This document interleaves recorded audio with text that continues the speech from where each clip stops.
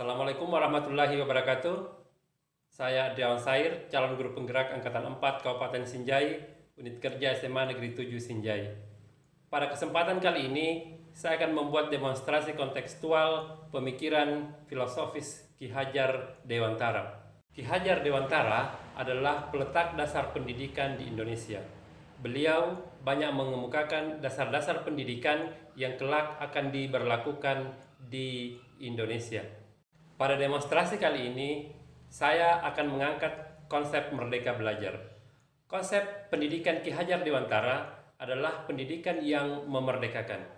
Menurut Ki Hajar Dewantara, tujuan dari pendidikan adalah kemerdekaan. Dalam konteks sekolah, merdeka belajar adalah pemikiran atau gagasan yang membebaskan guru dan peserta didik untuk menentukan sistem pembelajarannya. Proses belajar mengajar yang terjadi selama ini lebih menekankan pada penguasaan aspek pengetahuan, aspek keterampilan, dan sikap mendapatkan porsi yang kecil.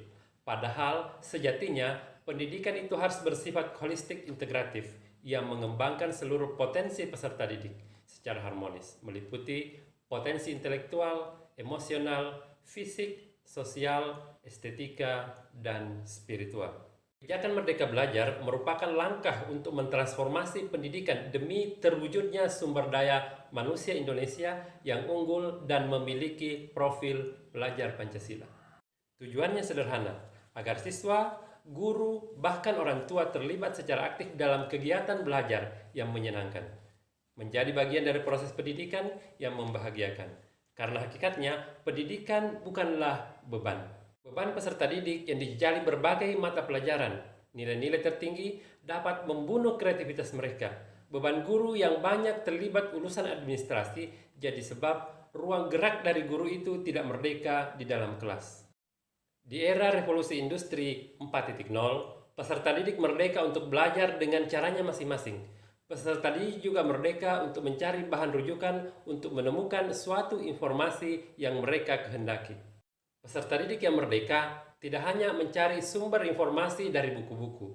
Mereka lebih senang berselancar mencari informasi dari gawai yang mereka miliki. Teknologi digital saat ini menstimulus kreativitas peserta didik agar dapat tumbuh dengan cepat. Anak dapat menuangkan ide dan kegiatannya dengan menggunakan aplikasi dan berbagai sumber belajar digital yang beragam yang tersedia. Ki Hajar Dewantara memiliki istilah sistem AMOG, yakni metode pengajaran dan pendidikan yang berdasarkan pola asih, asah, dan asuh yang melarang pemberian hukuman dan paksaan kepada anak. Karena hal itu akan mematikan rasa merdeka belajar dan kreativitasnya. Anak-anak diberi kebebasan belajar sesuai dengan kodratnya. Pendekatan pembelajaran harus berubah dari teacher-centered learning menjadi student-centered learning, agar anak memiliki kebebasan untuk melakukan inovasi, bebas belajar, bebas menghasilkan karya dengan caranya masing-masing. Setiap anak adalah unik. Mereka memiliki karakteristik, mereka memiliki gaya belajar, dan bagaimana mereka mengekspresikan dirinya dengan cara yang berbeda-beda. Untuk menerapkan konsep merdeka belajar dari Ki Hajar Dewantara, setiap guru memiliki tantangan. Tantangan yang dihadapi guru antara lain kurangnya dukungan dari ekosistem sekolah seperti dari rekan sejawat maupun dari peserta didik. Tantangan lainnya adalah kurangnya pemahaman tentang konsep merdeka belajar. Tantangan-tantangan tersebut dapat diselesaikan dengan komunikasi yang baik dengan rekan sejawat dan peserta didik. Mengajak mereka untuk terbuka, menerima hal-hal baru yang positif demi terwujudnya proses pembelajaran yang merdeka. Hal-hal lain yang dilakukan adalah memberikan gambaran dan pemahaman tentang konsep merdeka belajar kepada rekan sejawat dan kepada peserta didik. Demikian demonstrasi kontekstual tentang pemikiran filosofis Ki Hajar Dewantara. Terima kasih.